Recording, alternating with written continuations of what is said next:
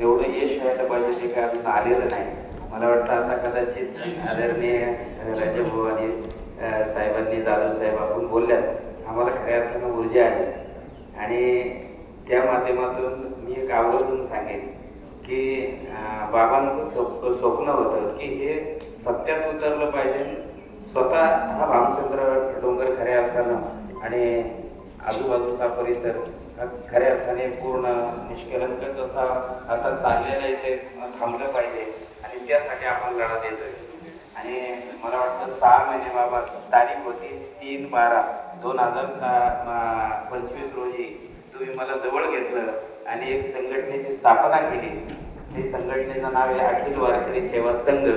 आता मी परवा 1 तारखेला मला फक्त तुमची आशा होती कमी भाऊ वगैरे संतोषानंद महाराज कमी व्यासपीठावर 25-30 कीर्तनकार, सगळे व्यासपीठ मंत्री आणि आमदार सगळे होते. आणि खरा विषय मला तिथे तो घ्यायचा होता. जी संघटना स्थापन केली त्याचं कारण तुम्हाला मी सांगितलं. संघटनेला भाऊ नाव सुद्धा महाराजांनी दिले. नाव त्यांचंच नाव आहे अखिल वारकरी संघ होतात नाही म्हणजे शेवा टाका. आम्हाला विश्व टाकत होता, तो शब्द मिळाला नाही. म्हणून बाबा आता तुम्हाला सांगतो की आपल्या बरोबर त्या दिवशी कमीत कमी 2-3 हजार लोक त्या कार्यक्रमाला उपस्थित होते. आणि आता ते संघटन असं केलेलं आहे की तुम्ही सांगायचं आणि खाल्या महाराजांनी ऐकायचं. एवढंच मी तुम्हाला खऱ्या अर्थानं वचन देतो.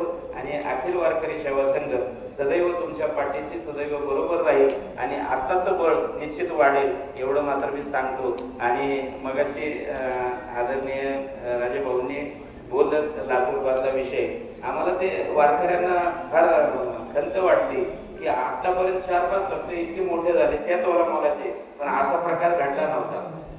तो निंदेने काही गोष्टी घडल्यात, त्याला आम्ही पुष्टी देऊ शकत नाही.